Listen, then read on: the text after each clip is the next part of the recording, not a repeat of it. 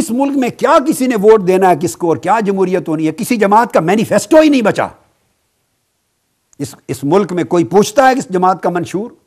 وہ منشوروں کے دور گئے، منشور ہوتے تھے، آئیڈیالوجی ہوتی تھی، جماعتوں کا فکر ہوتا تھا، پالیسیز ہوتی تھی، وہ سب چھٹی، سب کچھ گیا۔ کون پوچھتا ہے منشور؟ اب تو منشور یہ ہو گئے کہ اب بے نظیر کے قاتلوں کو بے نقاب کرنے پر الیکشن لڑا جائے گا، اب بھٹو کے کیس کو ری اوپن ہونے پر الیکشن لڑا جائے گا۔ ہم نے بھٹو کے کیس کو ری اوپن کر دیا، بے نظیر کے قاتل بے نقاب کر دیے، 5 سال اکٹھے چلیں گے، کھائیں گے پیئیں گے مل کر، اینڈ پر کرپشن کا الزام لگ جائے گا کہ یہ فیڈرل گورنمنٹ کرپٹ تھی، اور وہاں وہ کہیں گے صوبائی کرپٹ تھے، اور کرپشن کے خلاف مہم شروع ہو جائے گی۔ 5 سال سب مل کے اکٹھے سجی کھا رہے ہیں، پورا بکرے کی سجی مل جل کے کھا رہے ہیں، مرغے بھی کھائے جا رہے ہیں، حلوے بھی کھائے جا رہے ہیں، گوشت بھی کھائے جا رہے ہیں، سب کچھ مل جل کے، اینڈ پر آ کے پھر اب شروع ہو جائیں گے اس مردہ قوم کو، اس بیچاری بے شعور قوم کو بے وقوف بنانے کے لیے پھر میدان میں نعرے لگا کے نکل آئیں گے۔ نعرے، کوئی اسلام کا نعرہ لے کے نکل آئے گا، اسی اسلام دشمن نظام کا حصہ بنتے ہوئے، جنہوں نے چہروں پر داڑیاں سجا رکھی ہیں اور سر پہ پگڑے لگا رکھے ہیں، پگڑیاں، وہ اسلام کا نام لے کے نکل آئیں گے۔ قرآن ان کے ہاتھ میں ہوگا، پھر شریعت کی بولی آ جائے گی ان کے پاس، اسلامی نظام کی بولی آ جائے گی، سنت کی بولی آ جائے گی۔ یہ بولیاں ہیں۔ آپ چڑیا گھر چلے جائیں تو ہر جانور کی الگ بولی نہیں ہوتی، ہر کوئی اپنی بولی بولتا ہے، یہ سوٹیبلٹی ہے، بولیاں ہیں۔ کوئی اسلام اور شریعت کی بولی لے کے میدان میں اتر آئے گا، کوئی عوام کی بولی لے کے اتر آئے گا، کوئی جمہوریت کی بولی لے کے نکل آئے گا، کوئی غریب عوام کے غم ترانے گائے گا، کوئی کسی چیز کے، بس یہ سارے، اور 60 سال گزر گئے اس قوم کو اس تماشے میں مبتلا کر رکھا۔ یہ سارا نظام اس انقلاب کا دشمن ہے، اور انقلاب جب تک اس نظام کو آپ ٹکرا کر پاش نہیں کر دیتے، اس وقت تک انقلاب کا خواب بھی نہیں دیکھا جا سکتا۔ کارکن اس طویل سفر کے لیے جد و جہد کے لیے تیار ہو، مگر جد و جہد پرامن ہو، پرامن ہو، پرامن ہو۔ اور یہ جو جمہوریت اور الیکشن کا نظام بنا رکھا ہے، یہ اس طرح ہے کہ ٹانگے کے اندر کار کا انجن سجا رکھا ہے، ٹانگے میں سے گھوڑے کو نکال دیا ہے اور ٹانگے کے دونوں باسوں کے درمیان کار کا انجن لٹکا دیا ہے، اور چاہتے ہیں کار کی رفتار چلے۔ یہ الیکشن ویسٹرن ڈیموکریسی کے لیے یہ تقاضے ہیں بنیادی طور پہ، لوگوں کی تعلیم، ان کا شعور، ان کی پرائیویسی، ان کی آزادی رائے، اس کا احترام، ان کا شعور، اور اس ووٹ کا اثر، ایک ایک ووٹ کا اثر ہوتا ہے۔ اور پھر پارٹیوں کے اندر بھی جمہوری کلچر ہوتا ہے۔ ابھی کینیڈا کے اندر فیڈرل گورنمنٹ ایک بل پاس نہیں کروا سکی، ایک بل، چونکہ اکثریت نہیں رہی، بس اس بل پاس نہ ہونے پر اکثریت نہیں رہی، گورنمنٹ ڈیزالو ہو گئی، دوسری بار ڈیزالو ہوئی ہے، نیا الیکشن ہو رہا ہے۔ اتنا حیا ہے اپنے نظام کا، یہاں حیا نام کی شے ہی کوئی نہیں ہے سارے پاکستان میں، سیاست کے نظام میں۔ لوگ داخل ہو جاتے ہیں پارٹیوں میں، پتہ نہیں ہوتا ایجنڈا کیا ہے، پھر ناراض ہو کے چوتھے دن نکل جاتے ہیں، پھر ان کو رسائی منائی ہو جاتی ہے، پھر داخل ہو جاتے ہیں، پھر وہ نکلے ہوئے ہوتے ہیں، پھر وہ کہتے ہیں مرکز سے نکل گئے، صوبے میں برقرار رہنا ہے، کوئی کہتا ہے اس صوبے سے نکل گئے۔ یہ سارا ایک تماشا ہے، اور اس قوم کا شعور اتنا ختم ہو گیا، کوئی پوچھتا ہی نہیں کہ یہ کیا ہو رہا ہے۔ ایک سرکس ہے، سرکس ڈرامہ ہے۔ قوم کے اس شعور کو بیدار کرنے کی ضرورت ہے، انہیں احساس دلائیں۔ اگر اس طرح سوئے رہے تو تمہارا نام و نشان مٹ جائے گا۔ مہنگائی انتہا پر ہے، بے روزگاری انتہا پر ہے، پانی ملتا نہیں ہے، بجلی ملتی نہیں، آٹا نہیں ملتا، کھانے کو کچھ ملتا نہیں، لوگوں کے وسائل کمتر رہ گئے، بجلی استعمال کیے بغیر بل اتنا ہے کہ تنخواہیں صرف بل پر چلی جاتی ہیں۔ لوگ حرام کھانے کے لیے فتویٰ پوچھ رہے ہیں کراچی مولوی صاحبان سے کہ حرام کھانا حلال ہو جائے، رشوت حلال ہو جائے۔ اس نوبت تک جا کے پہنچے ہیں لوگ، چوری کرنا حلال ہو جائے، ڈاکہ ڈالنا حلال ہو جائے، فتویٰ پوچھا ہے۔ 1000 لوگوں نے دستخط کر کے جا کے کراچی میں، تو وہ جو 2000 لوگ مل کے جو فتویٰ پوچھتے ہیں کہ چوری کرنا حلال ہو جائے، وہ گھر سے نکل کے سارے لاکھوں کروڑوں کی تعداد میں ایک ہی بار اس حرام کا خاتمہ کیوں نہیں کر دیتے جو ملک پر مسلط ہے، حرام نظام کو۔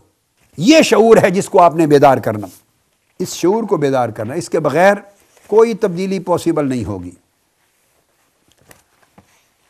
اور کبھی آپ کے خیال میں یہ آتا ہے بالفرض کہ اس طرح سے کی تبدیلی جیسے تیونس میں آ گئی، مصر میں آ گئی، لیبیا میں آ رہی ہے، یمن میں آ رہی ہے، یہ بھی یاد رکھ لیں، یہ کوئی جو کچھ ہوا وہاں کوئی انقلاب نہیں ہے، ابھی تو ایک سفر ہے ان کا شروع ہے۔ تیونس آپ کے سامنے آگے حالات کیا ہوتے ہیں، بدلتے ہیں حالات کتنے، نہیں بدلتے، حقیقی اقتدار کس کے ہاتھ میں منتقل ہوتا ہے، نظام پہ کیا اثر پڑتا ہے، عوام کو کیا ملتا ہے، اس وقت مستقبل میں فیصلہ ہوگا کہ یہ انقلاب تھا یا ایک تبدیلی تھی جو بعد میں اوروں کے مفادات کے ہاتھ چڑھ گئی۔ مصر میں حکومت بدل گئی، اس کے بعد آگے کیا ہوتا ہے ابھی دیکھیے آگے ہوتا ہے کیا۔ لیبیا، یمن سب چل رہی ہیں۔ مگر ایک بات کارکنان کو سمجھانا چاہتا ہوں، وہاں ذہن میں رکھ لیں، وہاں یہ ڈھونگ نہیں تھا انتخابات کا، پارٹیاں نہیں تھیں۔ پاکستان میں انقلاب کے راستے اس سیاسی نظام نے روک رکھے ہیں۔ وہاں ایک ڈکٹیٹر ہے، ان ملکوں میں ایک 30 سال سے 40 سال سے ڈکٹیٹر چلا رہا ہے۔ ساروں کی بالآخر خود تنگ ہوئے یا انہیں تنگ کرایا گیا، خود اٹھے یا انہیں باہر سے اٹھایا گیا یا اکسایا گیا، یہ ایک الگ تاریخ فیصلہ کرے گی، وقت بتائے گا۔ مگر جب اٹھے سارے تو ساری قوم مجتمع ہو گئی، متحد ہو گئی ایک ڈکٹیٹر کے خلاف۔ کوئی سیاسی پارٹیاں نہیں تھیں، چونکہ ڈکٹیٹرشپ تھی، نہ سیاسی پارٹیاں تھیں، نہ 100 لیڈر تھے کہ وہ الگ اپنے حصے کی بھیڑ بکریاں لے کے ہر لیڈر الگ سڑک پر جلوس نکال لے اور پورا اجتماع اکٹھا نہ ہونے دے، ہر کوئی الگ الگ لے کے چلا جائے، یہ نہیں۔ وہ آپس میں شو آف پاور ہو جاتا ہے وہاں یہ نہیں تھا، کوئی لیڈر ہی نہیں ہے۔ یہ بات سمجھیں، جہاں تبدیلی آتی ہے وہاں زمین پر کوئی لیڈر نہیں ہوتا، اور جب لیڈر ہوگا تو پھر لیڈر ایک نہیں ہوگا، پھر لیڈر 100 ہوں گے۔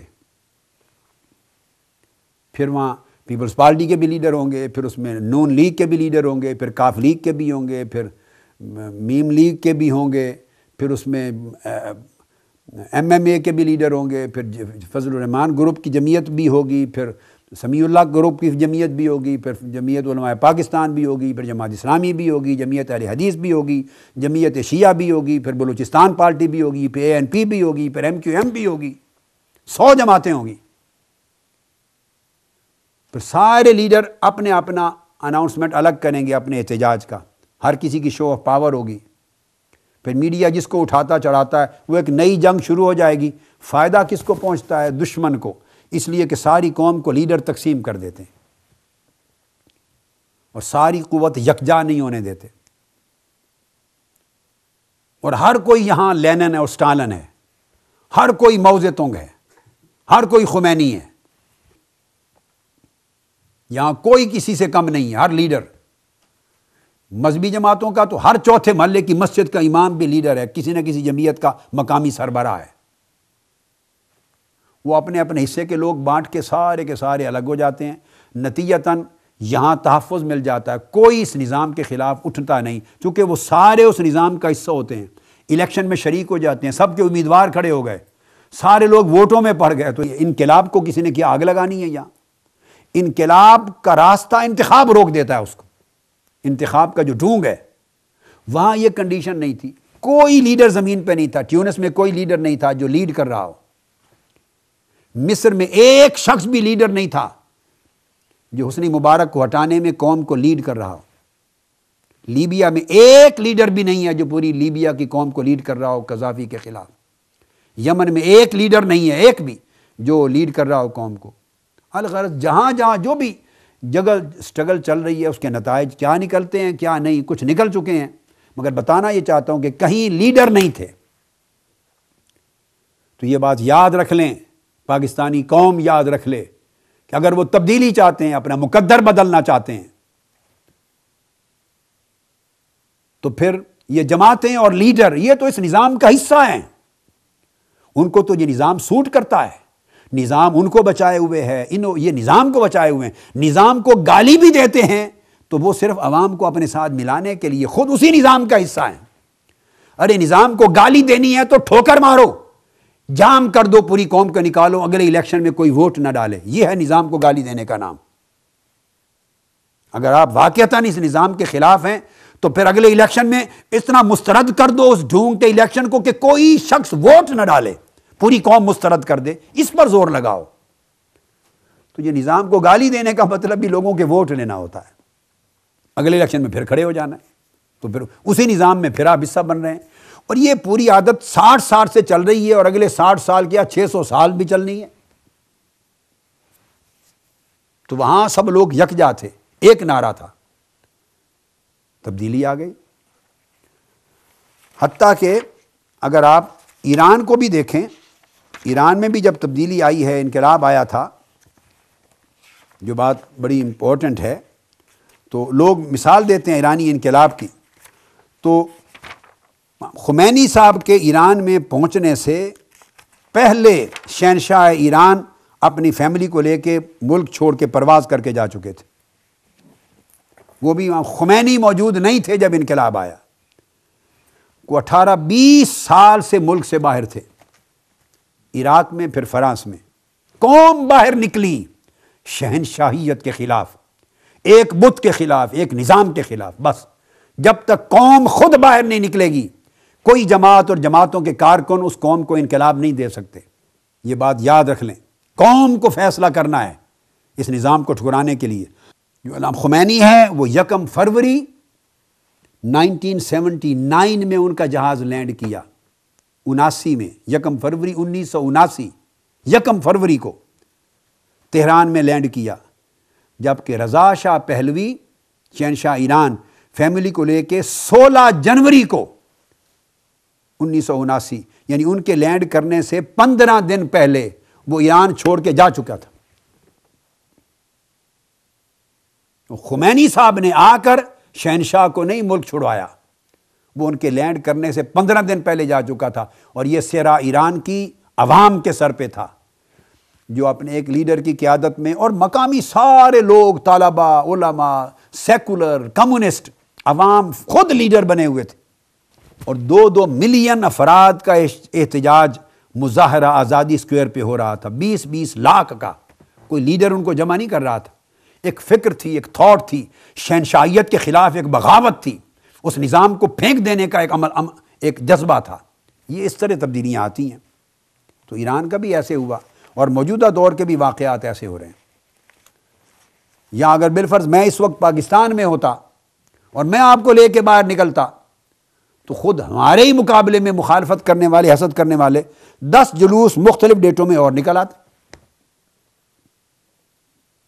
ایک ایم این اے اپنے حلقے پہ پیسے لگا کے پارٹیوں کو کہتے تو وہ 10 ہزار لوگوں کو لے کے باہر نکل آتے. ہر پارٹی کا الگ جلوس، ہر ایک کی قیادت الگ. تو پھر وہ قیادتوں میں ہی تماشا بن جاتا ہے، تتر بانٹ ہو جاتی ہے. تو قوم منتشر ہو جاتی ہے، قوم فیصلہ ہی نہیں کر سکتی کس کے پیچھے جائیں. تو جس منزل کی طرف جانا ہوتا ہے انقلاب یا نظام کو ختم کرنا، اس کی طرف توجہ ہونے کی بجائے بٹ جاتے ہیں کہ کس کے پیچھے جائیں. بس یہ مقصود پورا ہو جاتا ہے. تو یہ شعور کی بیداری کا میسج ہے کہ لوگوں تک یہ بات پہنچائیں کہ کوئی لیڈر انقلاب نہیں لائے گا.